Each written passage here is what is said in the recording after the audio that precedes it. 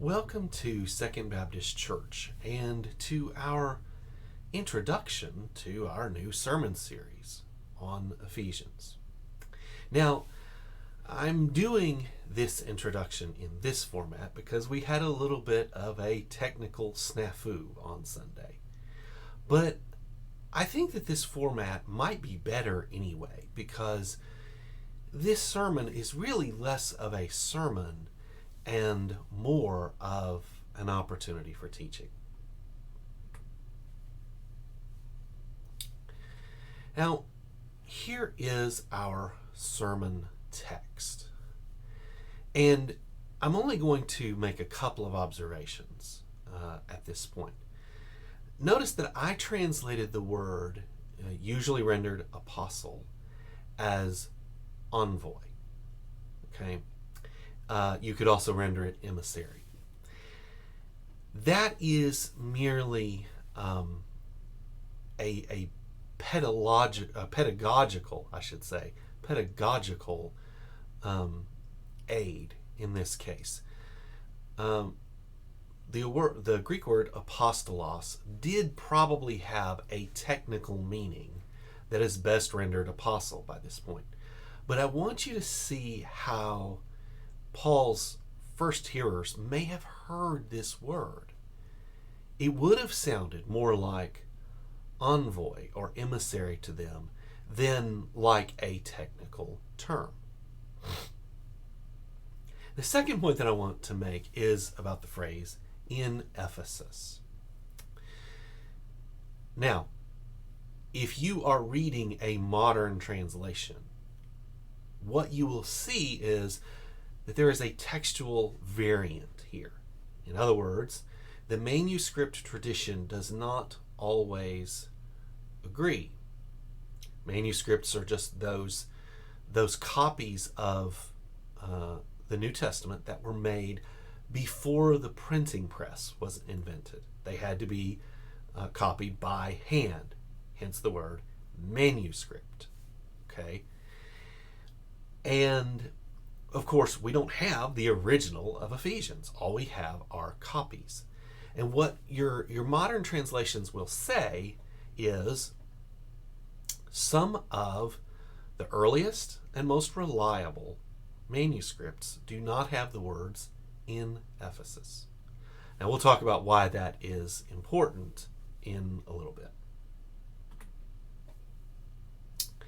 Now, as we introduce this particular sermon, if you want to call it that, or this opportunity for teaching might be better, we want to summarize the letter to the Galatians, as I want to just kind of give you an idea what this letter is really about.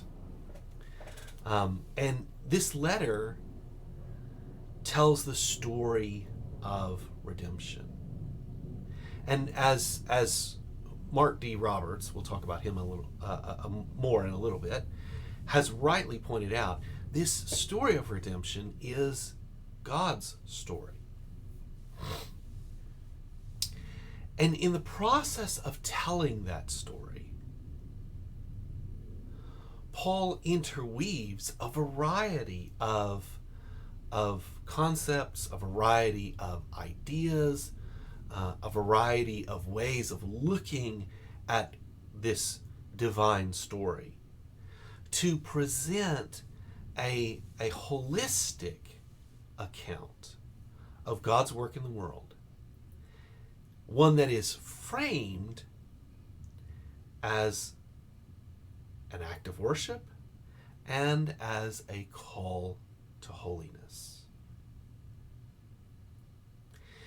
Now, the letter to the Ephesians has been a source of controversy over the last 6 or 8 decades. But we're not going to really focus on that today. We'll get to that later. But it has also been a source of help for people throughout church history.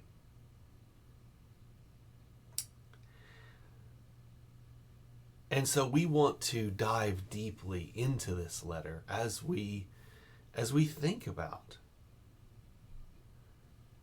our own questions that we've been asking this year about sin and salvation. Now, before we turn to those questions, I just want to show you this outline of what we're going to be doing today. And the first thing that we're going to be doing is reminding ourselves of the terrain that we have already covered. And one way that we're going to do that is to remind ourselves of the questions that we've been wrestling with over the last 3 years. If you've been following along with us, you will remember that we started by asking, who is God? And we asked that question out of the conviction that whatever you believe about God, that's going to shape everything about how you worship and how you live in the world.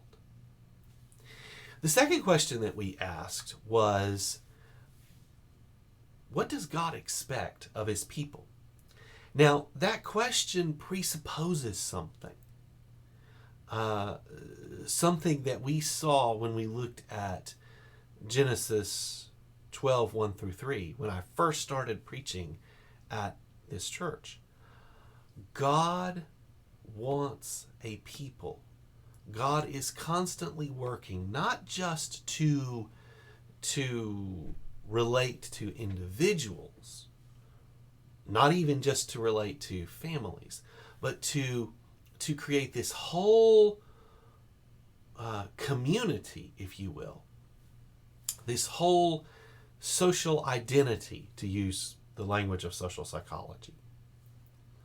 This whole collection of individuals, families, and as we'll see, even congregations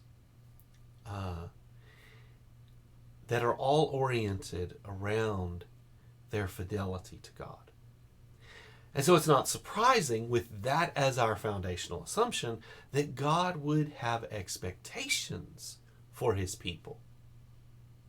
And we spent a lot of time talking about those expectations. We looked at them first from the Old Testament, just kind of dipping in and out of some very important texts. But then we turned in more detail to the Gospel of Matthew, out of the conviction that it really is Jesus's explication of the law and the prophets, and indeed his fulfillment of the law and the prophets, that really shows us what God expects of his people. But of course, we as humans don't live up to God's expectations all the time. In theological terms, we call that sin. And so the question is, what happens when we don't live up to God's expectations? Now that's the question that we've been wrestling with this year. And you can unpack that question in a couple of different ways. You can unpack it in terms of sin. So, what is sin? Why does it offend God? Where does it come from? How does it affect people? And maybe most crucially, what is the relationship between sin and suffering? Or you could even add, what is the relationship between sin, suffering, and salvation? Because the very next thing that we turn our attention to is, well, okay, we've talked about sin. What is salvation? Where does salvation come from? How is salvation achieved, and how is it acquired by people? And of course, what's Christ's role in salvation? Or, to be more properly Trinitarian, what's the role of Christ? What's the role of God the Father? What's the role of the Holy Spirit? Now, we put these questions on the table because I'm convinced that Ephesians speaks to many of these questions. And so we want to make sure that we're thinking about them as we move forward into our examination of Ephesians. But of course, Ephesians will talk about a whole lot more than just those questions. We'll come to that in a little bit. But first, we need to get the lay of the land. In other words, we need to learn some basic information about Ephesians. And there's a lot of things we could talk about, but there are three, I should say, topics that I want us to focus our attention on. The first is the issue of authorship. And one question related to authorship is, who wrote this letter? Now, you might be thinking to yourself, well, this is a dead ringer. We know who wrote this letter. He tells us the first word in the letter is Paul. Paul, an apostle of Jesus Christ by the will of God. But for quite some time, scholars have been questioning whether that ascription of Pauline authorship is truly accurate. Here is, I've got it upside down, of course. This is Mark Roberts' commentary in the God's Story series. It's a good series, and this is a good commentary. So what I want to do is tell a story that Roberts tells about his own life. He grew up in a church that took Pauline authorship of Ephesians for granted. And so did he, until he went to Harvard and studied under the legendary New Testament professor, George McCrae. McCrae believed that Ephesians was not, in fact, written by Paul. And he argued that it was probably written by one of Paul's closest students. Now, a lot of New Testament scholars will actually put a bigger separation between Paul and the writer of Ephesians than McCrae did.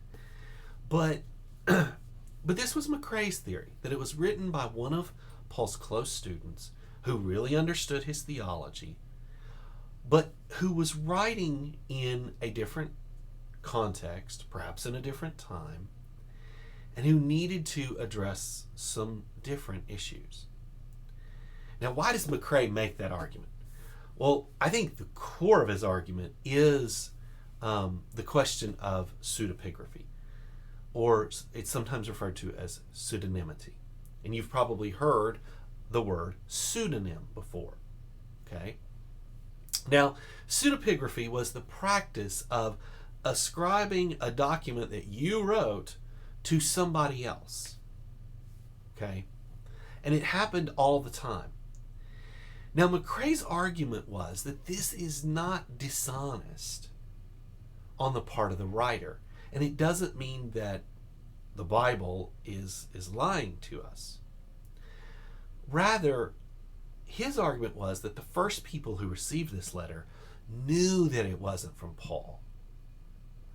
But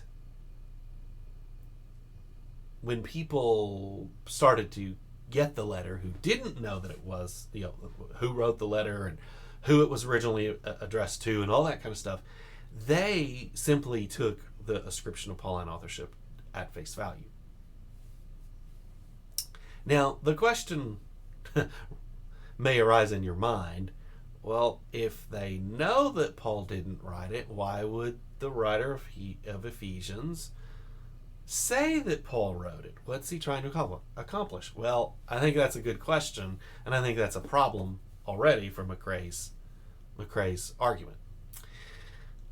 Be that as it may, what McCrae argued further was that we know this is not written by Paul because the letter uses language differently than the way that Paul uses it. Now already you can imagine some weaknesses in that argument, but I want you to just hear McCrae out a little bit. He's saying, look, Ephesians uses some words that Paul doesn't normally use. It doesn't use some words that Paul typically does use. It may even use some words in different ways than Paul uses them.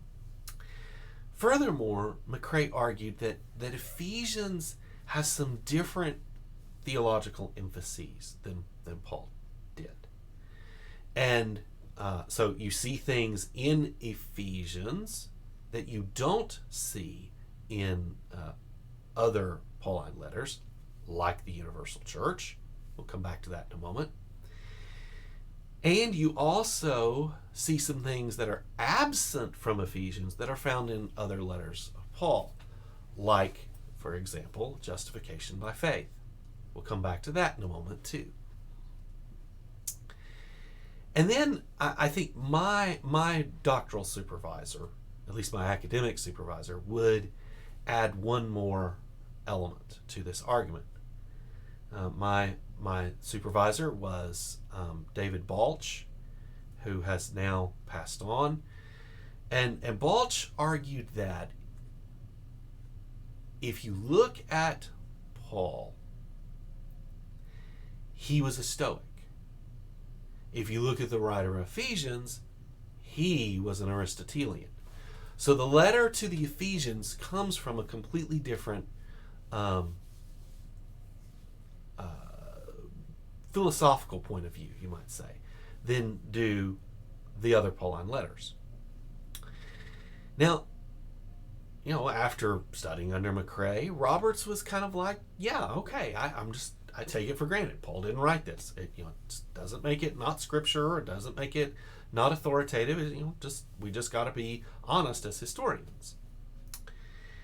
But as he tells the story, he got out into ministry and realized that many of the foundational assumptions of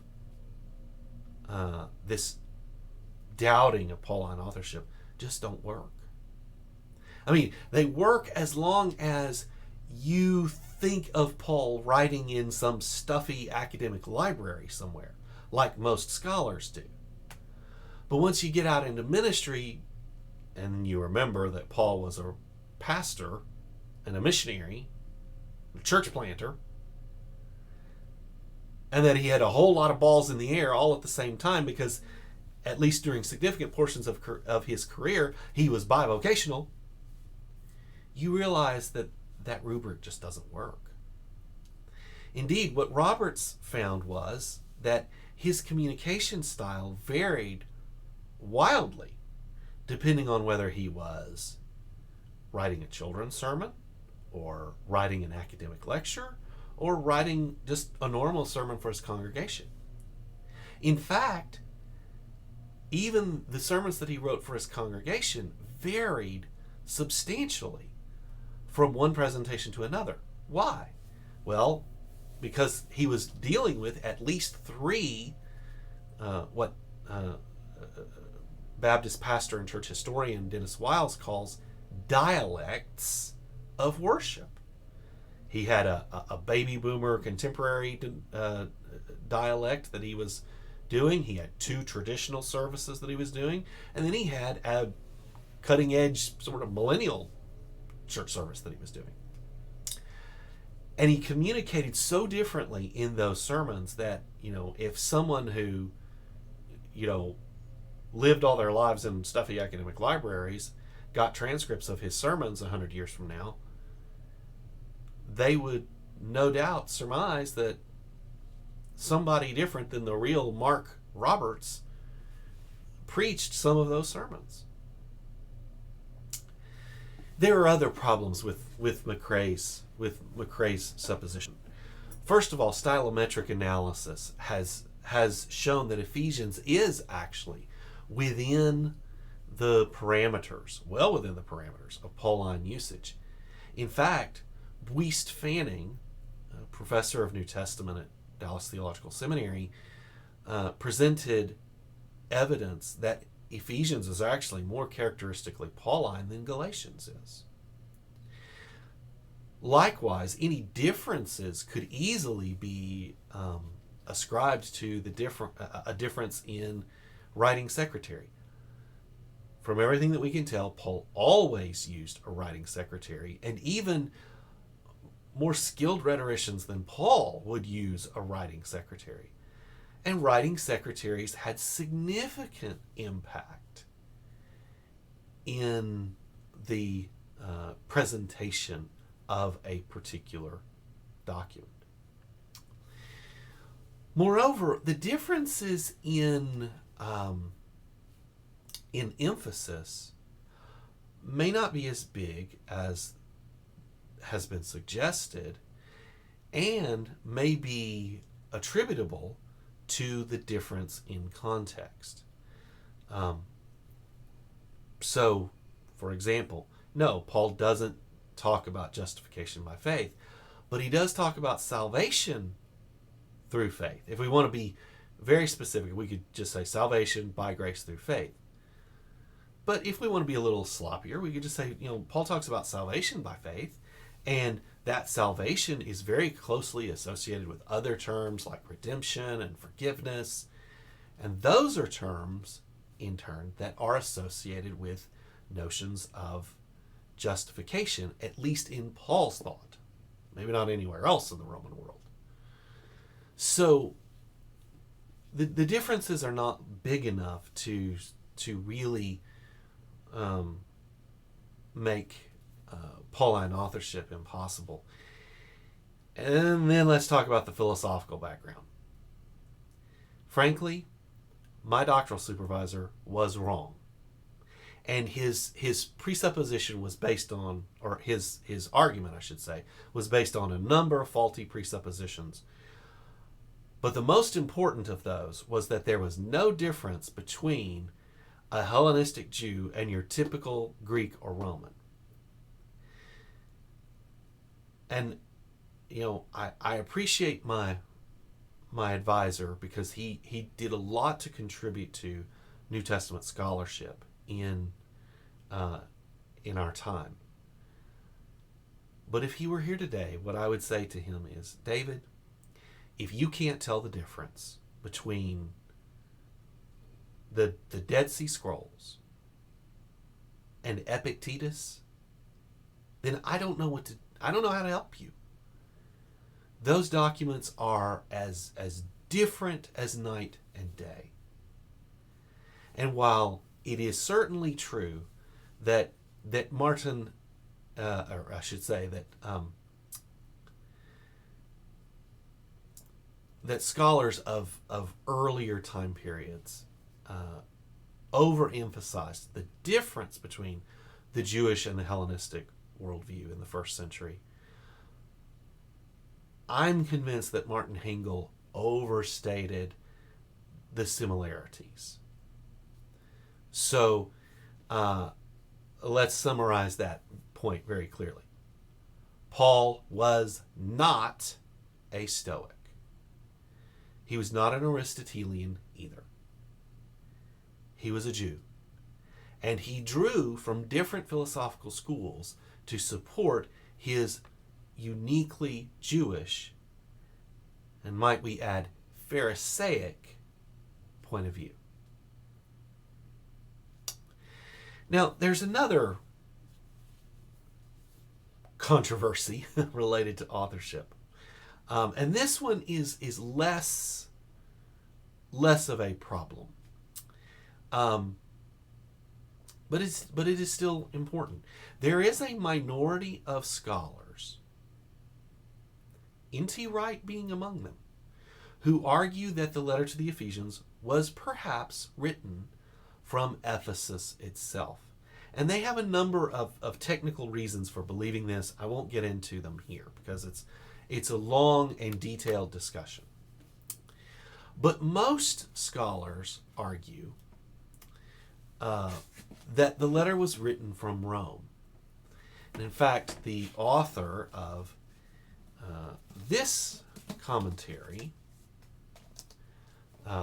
this one right here, Lynn Cohick's commentary in the New International Commentary on the New Testament series, makes a very convincing argument that it is not impossible that Paul could have written from Rome, and that it is unlikely that he wrote from Ephesus.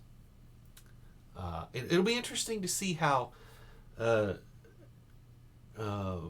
later commentators assess Cohick's arguments. I don't find them entirely compelling, but some of them I do think are powerful enough to persuade me anyway to change my position. I have been intrigued by Wright's proposal. Cohick has disabused me of some of that attraction. So that's authorship. Well, what about recipients? Oh boy, we've got controversy here too, and I don't think we can take as strong a stand on this issue. I do want to be a little briefer though in how we discuss it. Ultimately, the proposal of people like Mark Roberts is that these early manuscripts that omit in Ephesus hint at what is probably the real origin of this letter, which is that it was a circular letter to a variety of churches. Again, Cohick and others push back hard against that proposal. For one thing, Cohick notes that none of those manuscripts have a blank where you could write in the addressee, the church that was being addressed. Now that sword would cut both ways if it were not for the fact that the theory is that this is a circular document. They made multiple copies and they'd leave a blank and then just write in Ephesus or in Thyatira or in whatever, Colossae or whatever.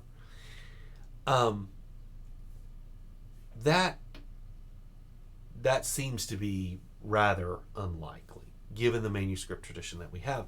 And we do have some early manuscripts that have the in Ephesus moniker. So, but let me back up and say another thing. And this is in favor of Roberts and those who see this as a circular letter.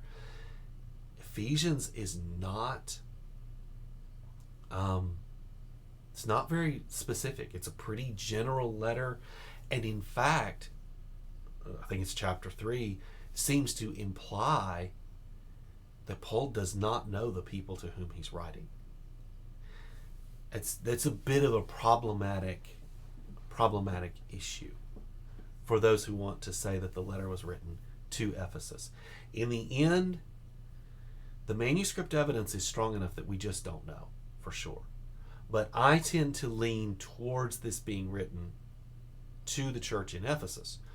The problem with that proposal is then it kind of runs aground on our next question, which is, what was the occasion for the letter's writing? In other words, why did Paul write this thing?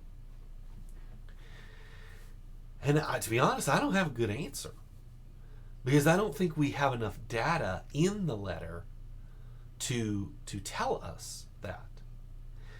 And as we evaluate that data, by the way, one of the little strange things is that Paul seems to be writing specifically to Gentiles. We get that hint pretty strongly in chapter 2. And then we also get a hint of it in chapter 1. If that's true, that doesn't fit very well with the church at Ephesus, because the church at Ephesus had a mixed um, ethnicity. And in fact, Ephesus had a pretty sizable Jewish community. So it's if you're going to hold to Pauline authorship, it's kind of hard to imagine how this this letter could be to Ephesus and yet could not address Jews. Of course, then again, Paul is talking about Jew-Gentile relations, so who knows? This is a difficult letter to interpret, precisely because of this lack of specificity, precisely because we're just not sure what Paul's trying to do here. Oh, by the way, that takes us back to another point I did want to mention on the letter's sort of circular or non-circular nature.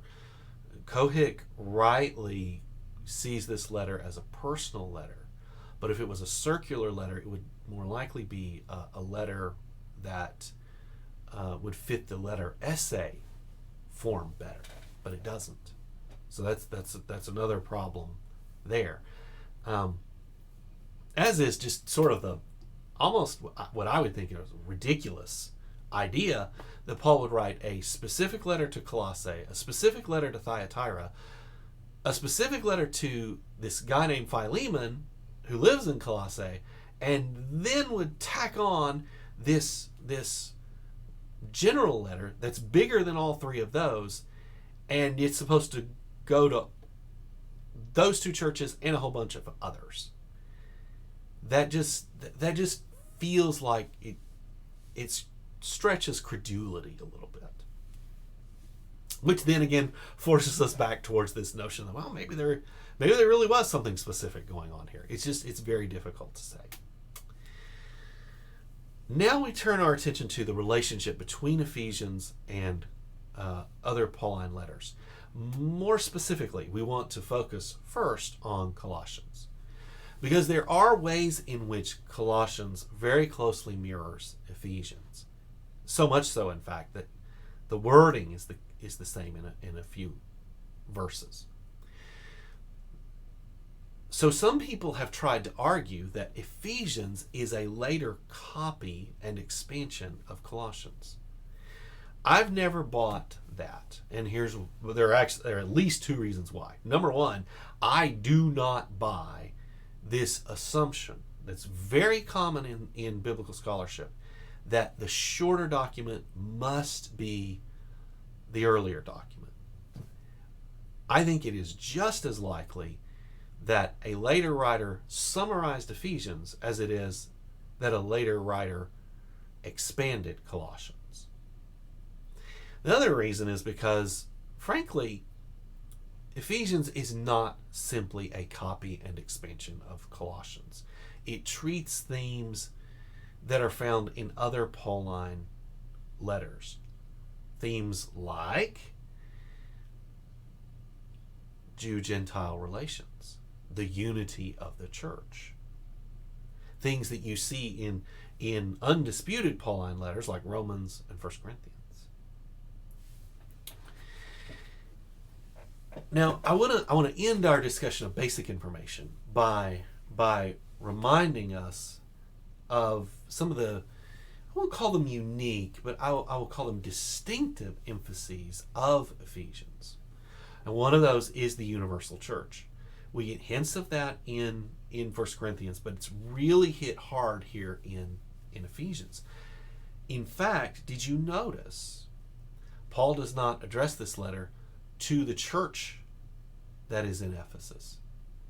He addresses it to the holy ones who are in Ephesus. I think that's intentional, because I think Paul wants to recalibrate how he is using this word, ecclesia, assembly, church. Another distinctive of Ephesians is Paul's realized eschatology. And we see that especially there in verse 3. Now, as you move on, Paul starts to drift back towards his tendency towards future eschatology. But this is a little different sort of emphasis for Paul. Paul is normally a very future eschatology oriented thinker.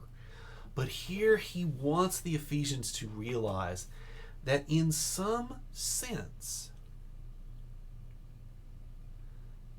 the eschatological future has already been inaugurated. And that too is consistent with Paul's thinking as presented to us in other letters. It's just that Paul emphasizes it more here. In fact, to me, Paul sounds a little bit more like John. The future is now, is what Paul is saying.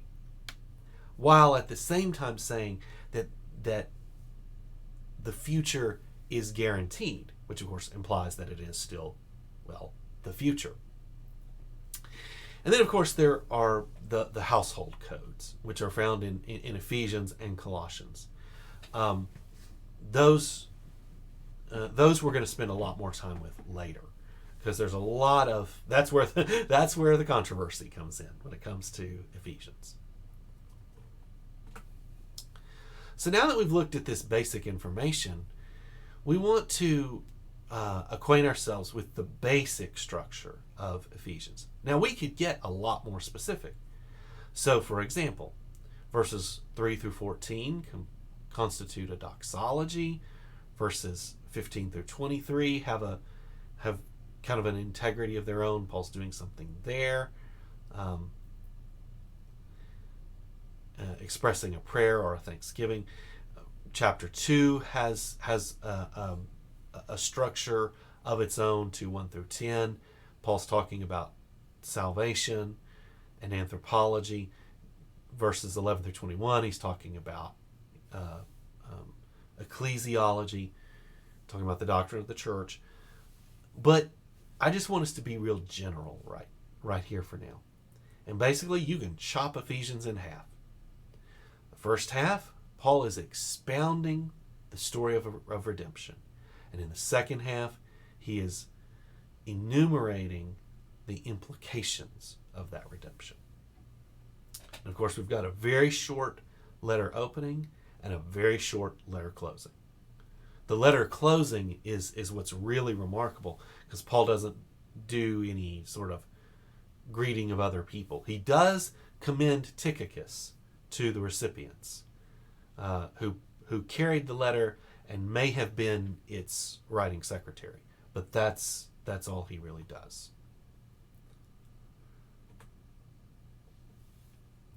So now that we've kind of gotten the lay of the land, we want to anticipate some of the treasures that we're going to find on this study of Ephesians.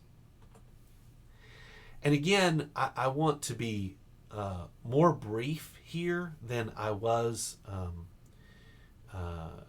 when we actually did this in our congregation.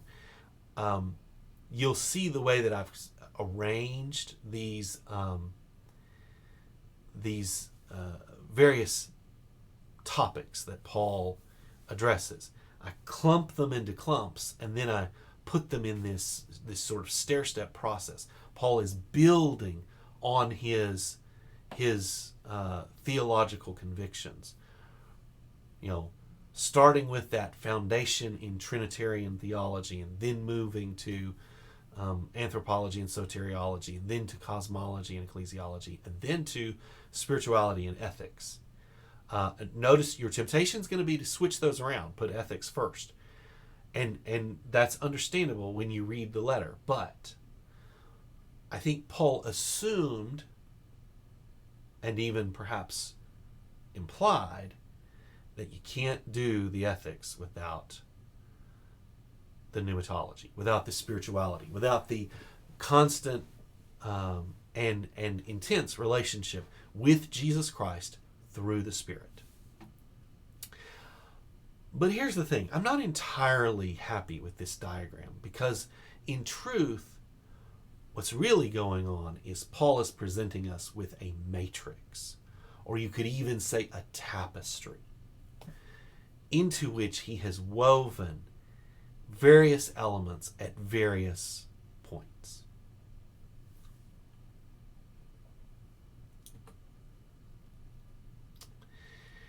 And here are some of the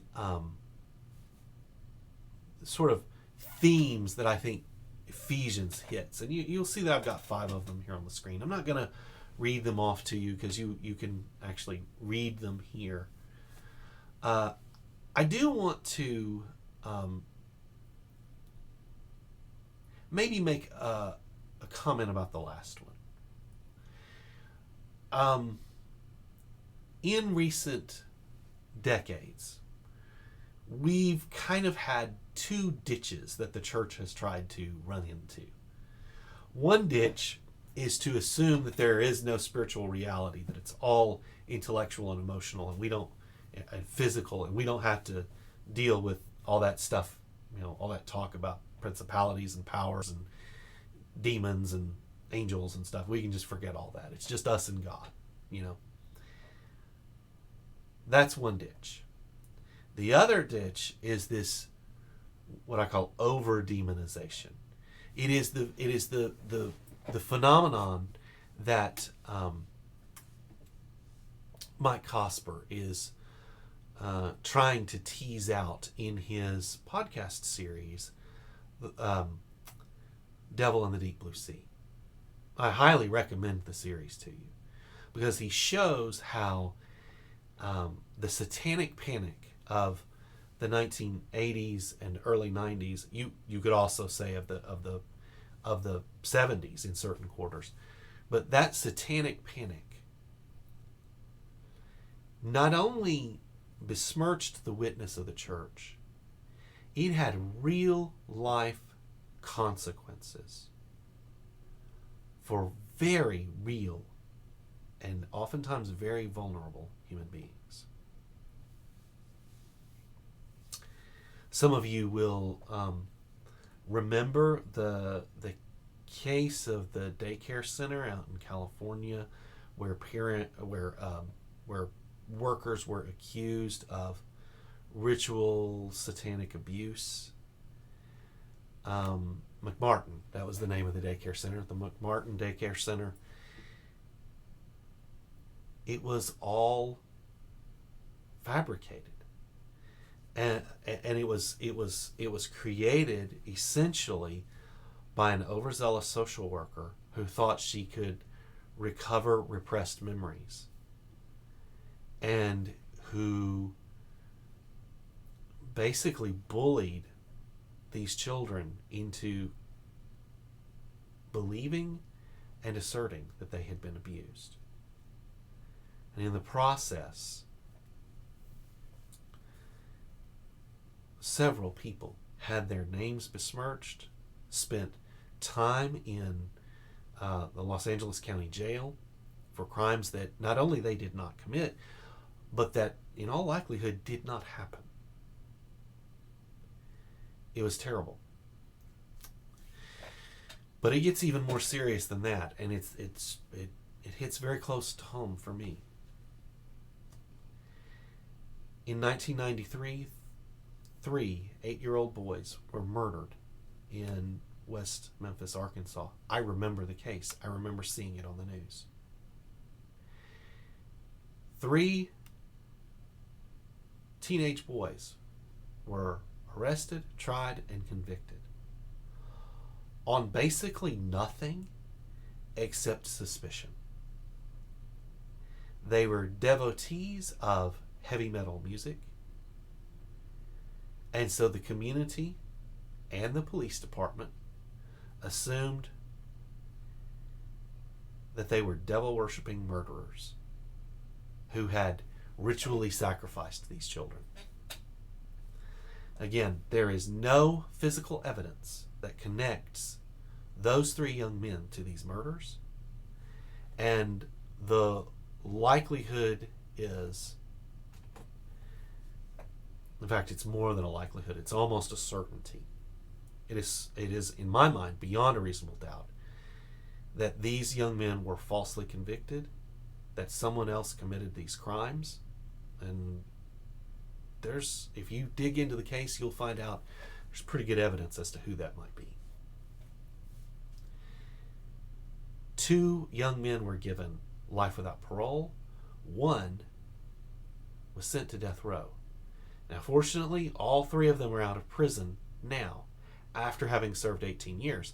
But they had to take Alfred pleas to get out of prison, and they had to do that because the kid on death row had exhausted all of his appeals by the time the Arkansas State Supreme Court was finally ready to overturn this disaster of a verdict. Now, I tell that story because I don't want us to overemphasize the spiritual warfare aspects of Ephesians. In fact, Mike Cosper shows that even that language of spiritual warfare was almost unknown before the 1980s. It's not something that has deep roots in the Christian tradition.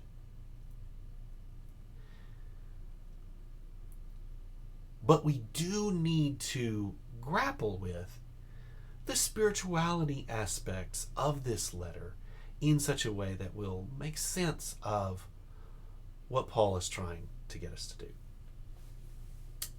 So that's our introduction to Ephesians. It's probably not quite as eloquent as what I did on Sunday morning, but I hope that it will help you to make some sense of this letter and that it will get you ready for the sermons that we're going to present over the next several weeks and probably few months.